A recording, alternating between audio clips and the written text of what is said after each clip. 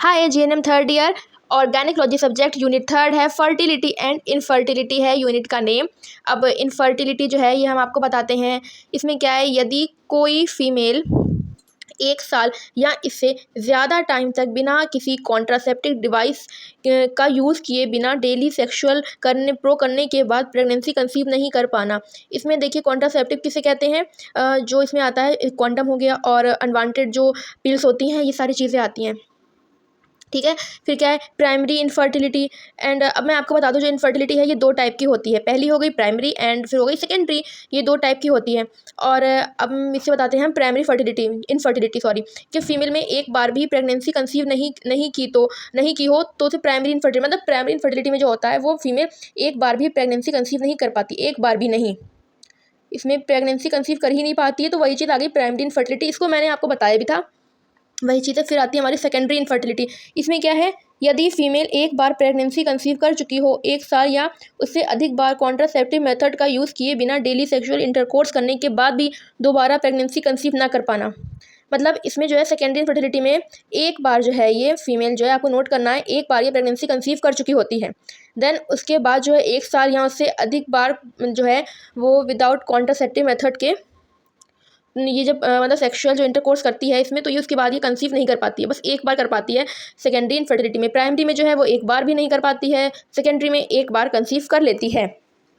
सबसे पहले तो मैंने आपको ये बात बता दी। और ये जो इनफर्टिलिटी है इसको मैं आपको बता चुकी हूँ, इसको मैंने टर्म में बताया था, ये उसी का टर्म है।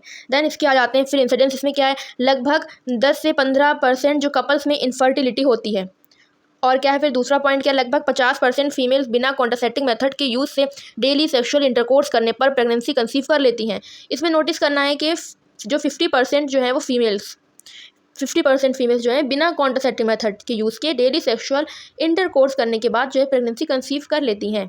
देन लगभग 50% फीमेल्स 6 मंथ्स के दौरान अप्रॉक्स 85 to 90% फीमेल्स और जो है 1 साल के अंदर प्रेगनेंसी कंसीव कर लेती हैं। इस चीज़ की भी आपको नोटिस करना है कि 50% फीमेल्स और 6 मंथ और 85 to 90% जो फीमेल्स हैं वो 1 साल के अंदर प्रेगनेंसी कंसीव कर लेती हैं। ये आपकी ये वाला पेज क्लियर हो गया है। देन अब हम बढ़ते हैं इसके सेकेंड पेज की साइड। उसमें क्या है, कॉजेस हैं, कारण हैं इनफर्टिलिटी के। इसमें आप देख सकते हैं एनाटॉमिकल एंड फिजियोलॉजिकल डिसऑर्डर की वजह से फीमेल का प्रेग्नेंट होना मुश्किल हो जाता है। इसमें डिसऑर्डर आपको नोटिस करना है कि एनाटॉमिकल एंड फिजियोलॉजिकल। देन इसके बाद क्या है, इनफर्टिलिटी की कंडीशन के लिए जिम्मेदार मेल एंड फीमेल दोनों होते हैं। जो इनफर्टिलिटी जो होती है जिसमें कंसीव नहीं कर पाता उसके लिए मेल और फीमेल दोनों होते हैं जिम्मेदार, कोई एक नहीं होता है। इनफर्टिलिटी में लोग मानते हैं कि नहीं फीमेल है गलत, उसके मतलब उसमें कोई ना कोई कमी है, तो ऐसा नहीं है। मेल फीमेल दोनों में ही कमी हो सकती है। अब क्या कमी हो सकती है वो भी हम आपको बताते हैं। अब मेल के हैं कॉजेस ऑफ मेल इनफर्टिलिटी, ये कारण है मेल के जो इनफर्टिलिटी है उसके।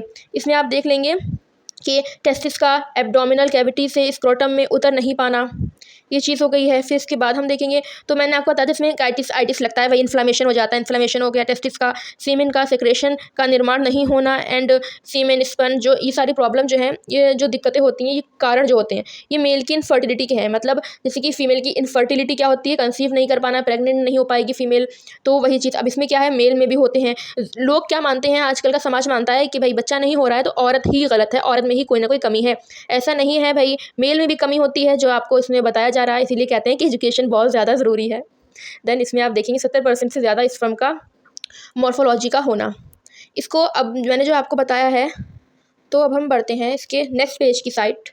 ये कॉजेस हो गए हैं जो कि मेल की इनफर्टिलिटी के थे, ये आपको नोट कर लेना है कि मेल की इनफर्टिलिटी में क्या क्या है।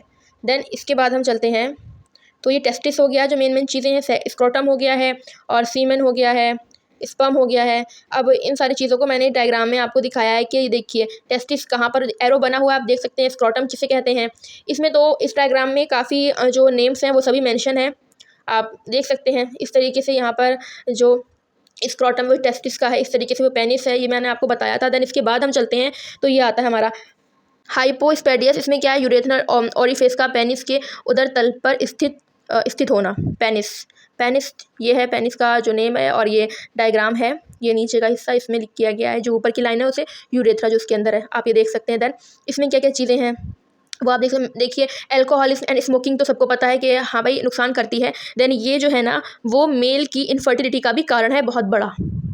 देन इसके बाद हम देखेंगे जो कॉजेस हैं, फीमेल के कॉजेस हैं इनफर्टिलिटी के, रिप्रोडक्टिव ऑर्गन डिफेक्ट होना, और एज जो है 35 वर्ष से ज़्यादा की एज भी सबको पता है। फिर यूट्राइन फाइब्रॉइड मतलब गांठ होना वहाँ पे, इंडोमेट्रासिस और यूट्राइन प्रोलैप्स, इस तरीके से ये नीचे के जो हैं ये सभी पॉइंट हैं, इसी के पॉइंट हैं। बस मैंने यहाँ पर वो डाला नहीं है, पॉइंट मैंने इतने में बनाया, इसके नीचे मैंने नहीं बनाए हैं, लेकिन मैं बता देती हूँ ये सभी उसी के पॉइंट हैं। जैसे कि आ गया एंजाइटी हो गया है। देन इसके हम नेक्स्ट पेज पर चलेंगे क्योंकि इसका इन्वेस्टिगेशन भी तो करना है, तो इसमें हम क्या लेंगे, हिस्ट्री टेकिंग होगी और जनरल एग्जामिनेशन होगा।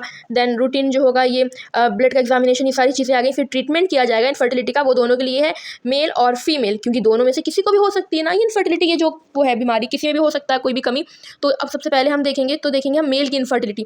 इसमें क्या इनफर्टिलिटी के लिए मेल फैक्टर जिम्मेदार हैं। अब अगर मेल में कोई कमी है तो मेल के ही फैक्टर जिम्मेदार होंगे जब, तो ऐसी कंडीशन में मेल में मौजूद एनाटॉमिकल एंड फिजियोलॉजिकल डिसऑर्डर का ट्रीटमेंट किया जाएगा। अब अगर मेल में कोई कमी होगी तो मेल का ही जो ट्रीटमेंट किया जाएगा ना, ताकि उसको ठीक किया जा सके, इनफर्टिलिटी हटाई जा सके। फिर फीमेल का क्या है कि यदि इनफर्टिलिटी के लिए फीमेल फैक्टर जिम्मेदार हैं तो इस कंडीशन में फैक्टर का ही ट्रीटमेंट किया जाएगा, जिसे बीमारी होती है उसी पेशेंट का इलाज होता है। वही चीज़ इसमें भी है कपल के लिए कि अगर मेल में कोई है फैक्टर तो मेल का ट्रीटमेंट होगा, फीमेल में है तो फीमेल का ट्रीटमेंट होगा। और यहाँ पर ये हमारा यूनिट छोटा सा था, अब हमारा ये यूनिट यहाँ पर हो गया है ख़त्म। और अगर आपको ये मेरी वीडियो पसंद आई हो तो प्लीज़ वीडियो को लाइक करें और चैनल को सब्सक्राइब करें, बेल आइकन को प्रेस करना ना भूलें। ये हमारा होगा यूनिट 4 जो होगा pelvic infection. And thank you for watching, bye.